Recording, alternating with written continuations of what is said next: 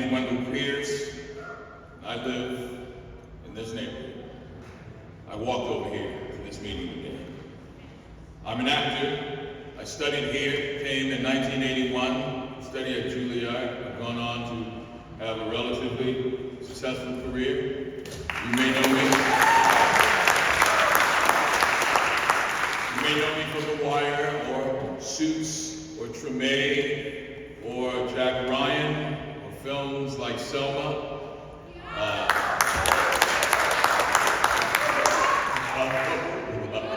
Yes, but mainly, I'm your neighbor.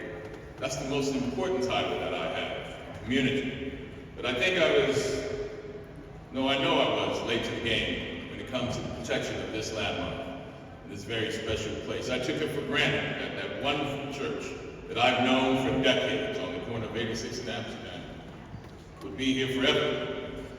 Once the council member got our landmark designation, I thought it was a done deal. And then I remembered that I grew up in New Orleans, Louisiana. And the thing about New Orleans, Louisiana, as great as it is, the northernmost Caribbean city, the city that care forgot, the birthplace of jazz, it is one place that is also one of the most acute examples of how corruption can destroy that which is important to you and that is of value. And the idea that we would even consider changing this landmark and destroying it is a corrupt idea.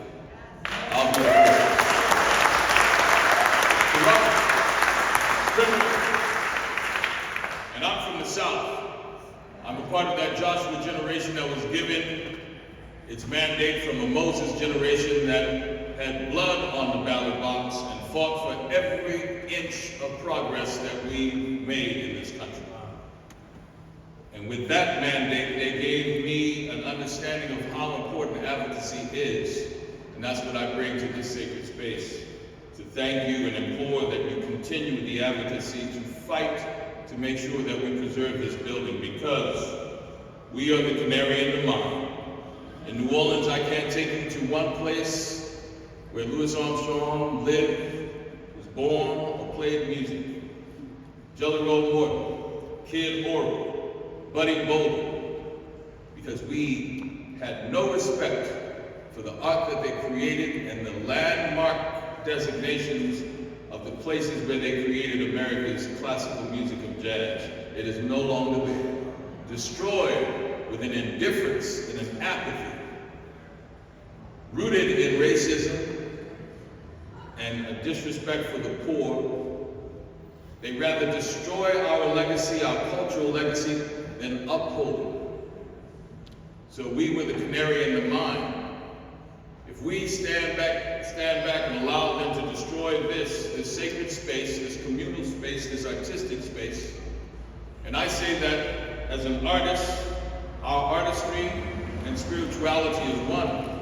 What thoughts are to the individual, where you toss and turn at night and think about what's important to you, where do you want to go, your failures, your triumphs, who you are.